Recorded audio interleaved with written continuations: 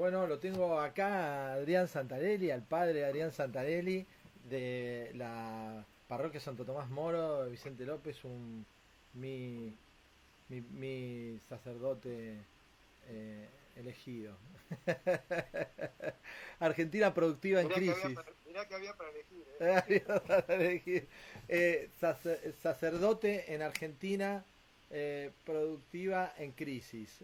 Todo lo que venimos hablando en estas casi más de 20 entrevistas por argentinos por todo el mundo. Hablamos de lo que va a pasar, qué va a quedar. A mí me gusta enfocar sobre el día después, ¿no? Sobre lo que va a pasar después de esta crisis, de esto, de esta estaba viendo algunas cosas que te quería comentar también que te van a llamar la atención respecto de esta crisis y de cómo la naturaleza ha participado.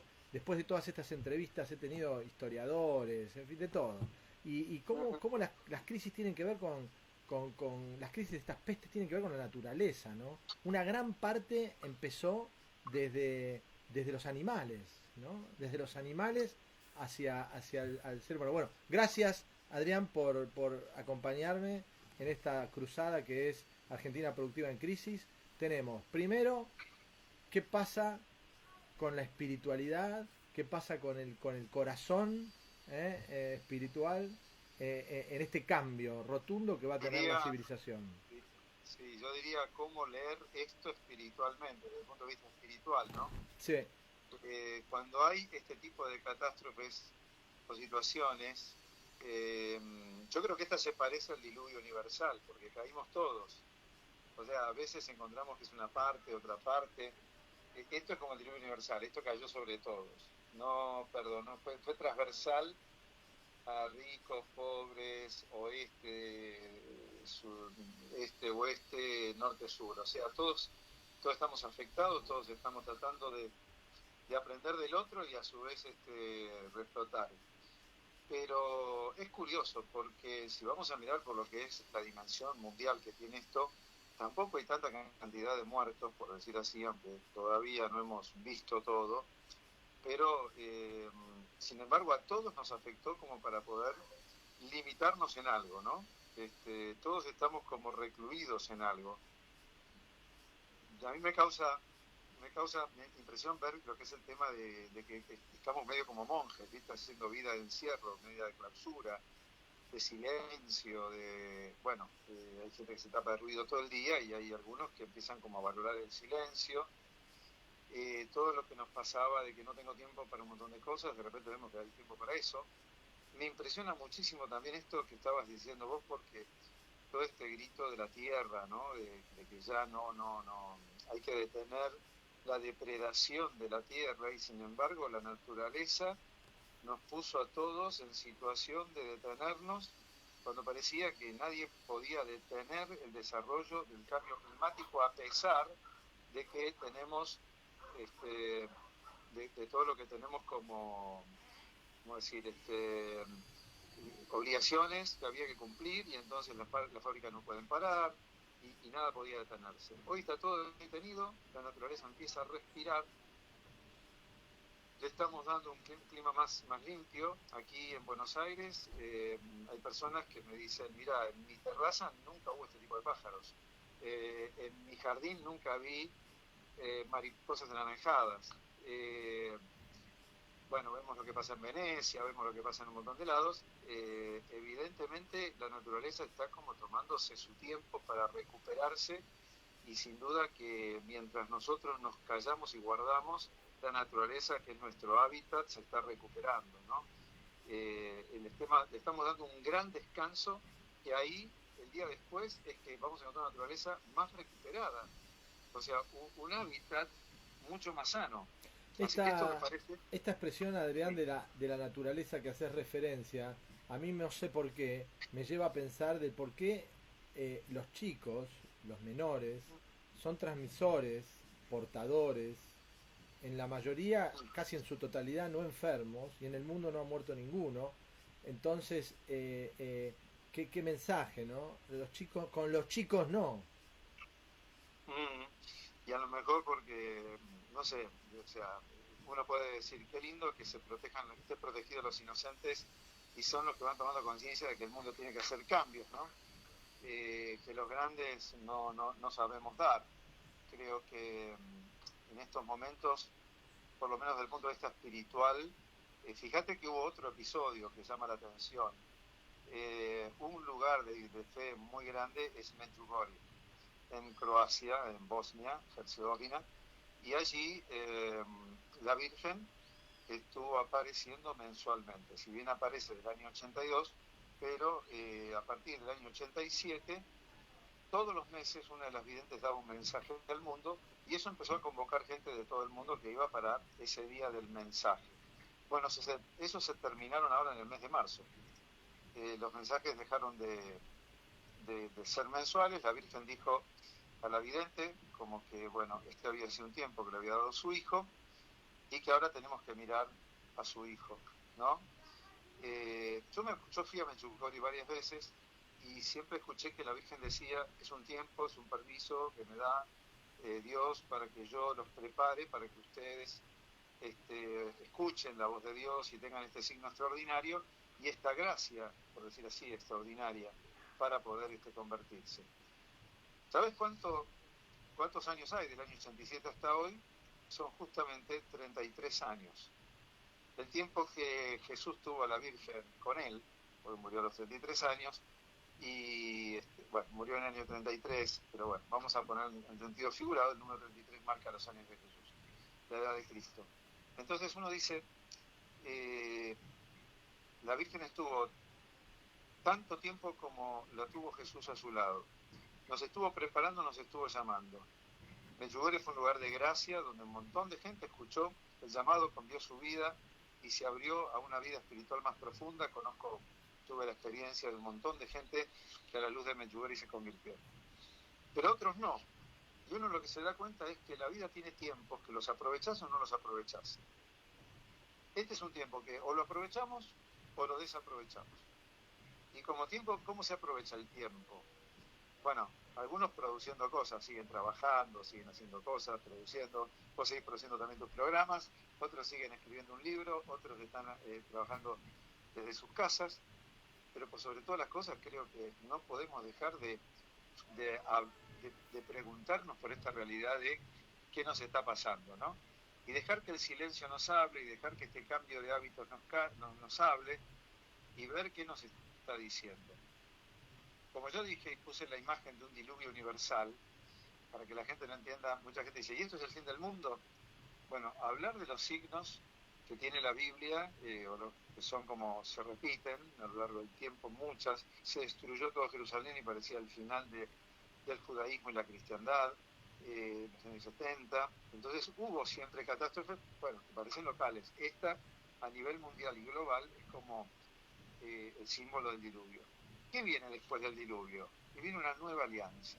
Viene un Dios que hace alianza, viene un Dios que ha purificado, viene un Dios que dice, yo no castigaré más, y como que van a ser una nueva creación. Entonces, por supuesto que esta nueva obra de Dios es una obra que Él la sigue ofreciendo. ¿La aprovecharemos? Bien. ¿Cuánto aprovechamos el pasado? ¿Cuánto aprovechamos ese tiempo en que la Virgen estuvo hablando en Medjugorje? Y muchos fuimos, otros no fueron, muchos la siguieron desde sus casas, por poner uno de los millones de signos. Yo creo que la Iglesia habla todos los días a través de cada misa que se celebra en cada lugar, o cada catequesis que se da, o un papa y el otro papa, más el otro papa que pasaron en todo este tiempo, que son los más visibles de lo que es la palabra de Dios. El Papa Francisco tiene su carta Laudato Si, es toda una carta sobre la tierra para este momento y sobre la ecología integral que el mundo necesita. ¿Y por qué suceden estas cosas? También me lo pregunté, y yo digo, y quizás si hubiéramos seguido sin parar, hubiéramos ido a males peores. A lo mejor este parate nos hace detener y nos hace... Yo estuve en convenciones del cambio climático, en el Club de Europa, es una institución internacional en la que he participado el año pasado, y ahí me impresionó la cantidad de personas que, hablando del cambio climático, decían, nos quedan solo 25 años, si no el mundo no resiste. Entramos en una debacle para abajo que nadie la va a recuperar. Bueno, todo el mundo decía, esto necesitamos hacerlo, y todos además decían, esto no se puede parar. Greta Thunberg, esta chiquita que también llama la atención, sigo haciendo la comparación que vos decís, los niños nos infectan, Greta es una de las profetizas más fuertes del cambio, para detener el cambio climático, y es una chica de 15 años. Bueno, todo esto me parece a mí que son los signos de los tiempos, que tenemos que saber leer, pero saber que siempre, después de cada cosa, estaremos en condiciones de establecer una nueva alianza. Escuchaba al presidente de las Naciones Unidas en este momento, estaba hablando de que de esto nadie va a salir individualmente, se necesita una alianza mundial. Bueno, esto nos está ya hablando de que el mundo necesita tomarse más en serio las alianzas, ser menos egoístas, salir de nuestros nacionalismos, donde nos damos cuenta de que un virus no tiene fronteras, y por tanto hay que resolver las cosas juntos, porque no te sirve nada que de aquel lado de la frontera se haga una cosa y de este lado se haga otra, si no estamos pensando en juntos. Entonces me parece a mí que tenemos que caminar hacia un mundo más, como que se piense más conjuntamente, y veamos también que darle de comer al otro mientras yo estoy tratando de comer puede ser parte de esta nueva alianza, ¿no? Vos sabés que una de todas estas entrevistas hay un montón de párrafos que me van a quedar para siempre, ¿no? Una de las conclusiones de una de las... Sí, adelante. De una de las entrevistas interesantes que tuve fue, y en varios casos me sucedió lo mismo, fue mostrar cómo el mundo está caminando hacia una robotización, hacia una butización, ¿no? Hacia un camino que la tecnología, el hardware y el software, la inteligencia artificial, están reemplazando al hombre en las tareas repetitivas. Estas tareas repetitivas son la mayoría de los trabajos, y estos trabajos no fueron trasladados hacia las máquinas todavía por una mezcla de solidaridad política, sindicalismo, reivindicaciones sociales, porque el mundo podría haber avanzado mucho más rápidamente hacia la reducción de los puestos de trabajo. Esta situación mundial lleva a una violenta transformación de la inteligencia para poder resolver los graves problemas productivos en que esta pandemia nos va a dejar. El mundo se recluye en la mayoría de los países, le da lugar al aislamiento, como se hizo en muchas pestes en la antigüedad, y deja de lado la producción. Esto en los países ricos no va a ser muy significativo, o sí, pero no tanto. Ahora en los países pobres va a ser notable, y mucha más gente va a ser perjudicada por ese problema económico que se va a acarrear que por la misma pandemia en sí. Como vos bien decías al principio, es una enfermedad que tiene una peligrosidad por su velocidad de contagio, pero tiene un bajo índice de mortalidad. Nos vamos a dar cuenta en el tiempo, el año próximo, cuando veamos que este 7-8 por 1000 decesos que tenemos en la Argentina se haya modificado o no, porque yo creo que mucha gente va a morir con coronavirus, no por coronavirus, porque mueren los adultos mayores. Ahora, claro, se hubiese muerto de una gripe, o se hubiese muerto de un sarampión, o se hubiese muerto el año pasado Argentina recibió 34.000 muertes por gripe y por neumonía, ¿no? No es poco. Esto va a ser más, pero en Argentina mueren 300.000 personas por año, porque esta tasa existe. 7 cada 1000 muere, claro, digamos, porque todavía no conseguimos resolverlo. Entonces, esto sumado a la pandemia va a dejar una enorme cantidad de personas en indefensión laboral.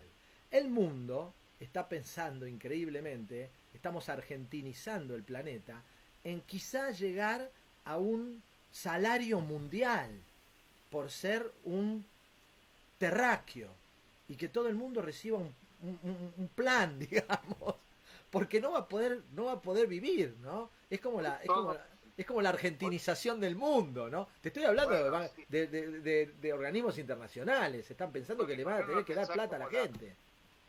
Pero en realidad realidad hay que pensar la chinización del mundo, porque el tema de salarios en el mundo hay un gran desequilibrio entre China y el resto de los países que han luchado por años, por miles de reivindicaciones, frente a las cuales no se puede hacer, o sea, hay un costo de producción, vos lo sabés, que es muy alto, ¿no es cierto?, en relación a algunos países que consideran más los derechos del trabajador respecto a lo que es un salario en China.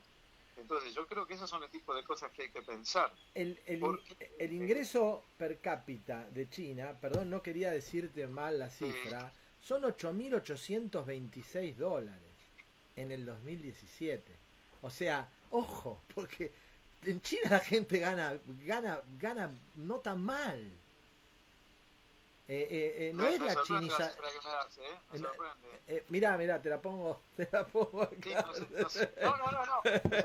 O sea, no es, la busqué porque no quería decir un número que no fuese preciso. O sea, estamos hablando de 2017, ahora debe ser mayor. Entonces, yo pienso, y soy un liberal, ¿no? Y me cuesta mucho ideológicamente entenderlo, pero el mundo no va a tener trabajo. Si yo pongo el ejemplo, si en Argentina nosotros llevamos la tarifa de transporte al valor que cuesta el transporte en cualquier lugar del mundo, $1, $1.50, 80, 90, 100 pesos, ¿cómo haces para ir al colectivo? Alguien no te va a pagar. ¿Quién va a pagar el colectivo a 100 pesos? 200 pesos por día. Eso estaba dicho por el Papa Juan XXIII y también desde antes desde la industrialización, ¿no? El Papa León XIII, el principio de subsidiariedad, cómo el Estado tiene que subsidiar ciertas cosas que son comunes a toda la población para garantizar, ¿no es cierto?, lo básico de toda la población, a partir de lo cual entra la competencia de, bueno, obviamente los que tienen más capacidades, los que tienen mejor calidad de trabajo y más competitivos, o sea, pero lo básico el gobierno tiene que también saber subsidiar para que puedan tener todo el mundo el mismo, por decir así, las mismas posibilidades al acceso de la riqueza, ¿no? Por sus propios medios, lógicamente. Es un plan, eso desde la doctrina de la Iglesia es un plan, un plan mundial, digamos. O sea, es la argentinización del planeta. Vamos la Iglesia, cuando dice algunas cosas, se asesora por gente que sabe mucho. Y esto te diría, el León XIII lo dijo en Rerum Novarum, en 1890, por ahí más o menos. Así que creo que estos principios siempre fueron tenidos en cuenta. Lo que sucede es que creo que en este momento sí el mundo se tiene que pensar más unido. Y yo creo que frente a lo que decís vos también, tenemos dos niveles siempre, ¿no? Todo el mundo de la manufactura, muy económica. Ayer me estaba diciendo una persona que en Estados Unidos los televisores que estaban a $1.000 hoy están 200. ¿Por qué? Porque están súper remarcados y porque bajaron la demanda y entonces ahora por favor queremos que nos entre plata, entonces están casi al costo, ¿no? Cuando las cosas no hay mucha demanda, suben y hay ganancias que si hoy lo pueden vender a $200 seguramente no están perdiendo plata. Entonces uno dice, ¿cómo puede ser que haya tanta diferencia y lo puedan hacer? Porque evidentemente el mercado tiene unas leyes que son bastante injustas también. Y frente a eso, digo, vamos a tener que volver a otra cosa, o sea, que es también que la gente pueda tener su huerta. Vos hablás del trabajo. El trabajo también, o sea, fíjate que nos falta mano de obra a veces para servicios especializados, por supuesto, servicios de electricidad, servicios hasta de computación, servicios de una plomería, servicios...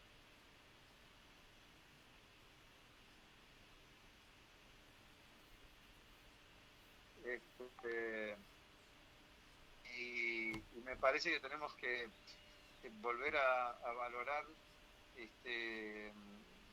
todo el trabajo que también en lo individual cada uno puede realizar como para poder tener un acceso también más genuino, ¿no?, de sus propias cosas. Yo recibo, acá en mi familia recibimos de una huerta frutas y verduras, una huerta que es de trabajadores, ¿no?, humildes, y la verdura y la fruta nos llegan en unos bolsos que yo no sé lo que viene, porque viene lo que hay, y lo voy a buscar, y bueno, nos llega un futuro por ahí, ¿no? En un país por lo Sí, pronto pobre como el nuestro, ¿no? Donde estamos más cerca del trueque que otra cosa, ¿no? mira, pero también pasa esto, la función subsidiaria del Estado, ¿no? Estuve hablando con la municipalidad,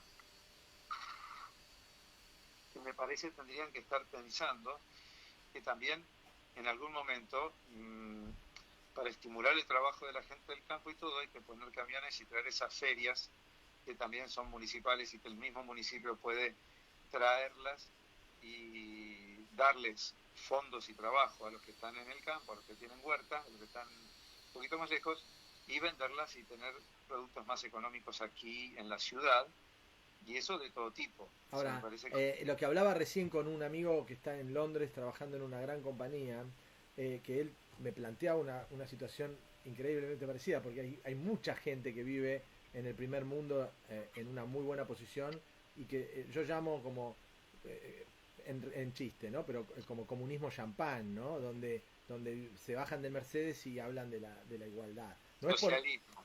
no es por él puntualmente, sino es porque es difícil cuando vos no tenés ninguna necesidad, ¿no? Claro, De hablar de la distribución. Tenía un amigo que me decía, tomemos litros de jugo de naranja porque eso nos da vitamina C. Y yo pensaba, pero litros, un vaso de 200 mililitros, y que tiene los 80, 90 miligramos de vitamina C, es suficiente porque el cuerpo además no puede tomar más, porque lo demás lo pillás, digamos. Entonces, ¿por qué en claro, vez de tomar 2 litros de jugo de naranja no tomás un vaso y lo demás lo donás, digamos? O no me dejás con naranjas a mí, que en mis bolsos no vienen naranjas. Porque a la gente se le claro, ocurrió que tienen que comer naranjas. Y claro, el campo manda las naranjas a otro lado. O sea, en fondo, la solidaridad es el hilo conductor, es la transversal que nos está mostrando quizá Dios en esta... No sé si Dios se va a venir a hacer estas pavadas, ¿no? Pero en definitiva nos está mirando no, y debe estar diciendo, pero ahí nos está, muestra pero un qué camino, concepto, ¿no? interesante, pero qué concepto tengo de Dios. Porque si yo lo pongo a Dios totalmente extramundo y mirándonos a nosotros diciendo, chicos, pórtense bien. Ahora, en cambio, si yo digo que Dios está en nuestra conciencia, en la de cada uno, primero no habría tantos ateos, porque la gente que vive en conciencia está viviendo de acuerdo a un dictamen que está tratando de vivir bien. Y yo creo que Dios habla en nuestras conciencias, Dios está en en nuestro corazón, ¿no? Jesús dice, el que me ama iremos a él y habitaremos en él. Quiere decir que todos nosotros somos esa parte del templo de Dios que está haciendo la creación todos los días. Dios no obra desde afuera, obra desde adentro de nosotros. Entonces, mi libertad puesta al servicio de Dios, mi capacidad, nuestras capacidades puestas al servicio de un bien común, es la mejor manera de servir a Dios. O sea, por eso la gente se cree que los templos... No soy muy cristiano porque no voy mucho a la iglesia. Bueno, es que a lo mejor en la iglesia no encontraste mucho cuando fuiste y tenés toda la razón del mundo para no ir. Pero la iglesia sos vos. Es decir, si vos vas a un templo es para salir con la conciencia de que tenés que ser templo y hacer de esta sociedad, de este mundo, un lugar donde el amor pueda habitarnos, porque Dios es amor, y un lugar donde podamos también eh, vivir esa comunión con un Dios que nos da la sabiduría para saber vivir, la que hemos perdido, la que necesitamos. Entonces, eh, cuando rezamos, estamos como escuchando. Fíjate que decimos, bueno, andar a rezar a la iglesia, como si fuera andar a llorar y nada más, como algo extrínseco. En realidad, la iglesia tiene que ser ese lugar donde me encuentro, donde nos encontramos con el hermano, con nuestras conciencias, donde a su vez reflexionamos, nos formamos. Vos sabés lo que hacemos nosotros, como con los promotores de paz, formamos promotores de paz, y eso para qué, para que el mundo tenga ese shalom que Dios prometió que íbamos a tener, pero no lo podemos tener si nosotros no tenemos la conciencia para crearlo. Entonces, esta es la clave de que Dios está dentro de nosotros y Dios va a poder hacer lo que nosotros le permitamos. Y esta conciencia es una espiritualidad universal, o sea, no es de las religiones, sino la conciencia que todo ser humano tiene que hacer, que elevándose un poquitito, lo lleva a mirar que Dios, que la humanidad está más unida de lo que nos parece. Nosotros hacemos una oración que decimos que Dios nos asiste en la fe, en el amor y en el dolor. Sea de la religión que sea, estamos unidos por la fe que tenemos en Dios. Seas de la religión que seas o no tengas ninguna religión, el amor es algo que nos une porque todo ser humano lo anhela. Y seas de la religión que seas, del grupo político que quieras y de lo que fuere, el dolor nos atraviesa a todos, como nos está pasando ahora con un dolor concreto, pero en definitiva todo ser humano que viene a este mundo de algo sufrir, algo le ha hecho sufrir. Entonces, si estamos unidos por esas tres cosas, Dios está asistiéndonos en esas tres cosas. Para que mi fe no me lleve a una religión cerrada a chocar contra la otra, para que mi amor no me lleve a ser un egoísta que me ame a mí mismo y le quite al otro la parte que le tengo que dar, para que mi dolor no me encierre, sino que me abra el dolor del hermano y busquemos caminos comunes como lo estamos buscando ahora. Entonces yo creo que esa conciencia es el camino religioso, es el camino de espiritualidad. Es la espiritualidad nueva con la cual Dios va a poder alianzarse con la humanidad, si es que la humanidad tiene ganas de unirse y hacer una alianza de unos con otros, como escuchaba que lo dice el director de Naciones Unidas. Por supuesto que el Papa lo viene diciendo también, cuando habla de Laudato Si, habla de que vivimos en una casa común, y esa casa de todos, la habitamos entre todos, y mira vos, se nos, podemos decir, enrareció el aire de esta casa común, y lo llevamos por aviones a todos lados, y nos agarró un virus a todos. Quiere decir que se pone de manifiesto que estamos en una casa común. Si estamos unidos por el dolor, tenemos que estar unidos para la solución. Gracias, Adrián, un placer y tener tu mensaje. No tengo nada para agregar. Te agradezco mucho, te pido por favor que si podés ver las demás entrevistas, que me hagas tus comentarios, que puedas compartir lo que estamos haciendo, que me acerques a las personas que creas que puedan agregar a este desafío, que es Argentina Productiva en Crisis. Y muchas gracias de nuevo y gracias a Dios que te tenemos acá. Gracias y una bendición para todos, que este tiempo sea de gracia y de muchos frutos. Un abrazo. Hasta la próxima. Adiós. Gracias.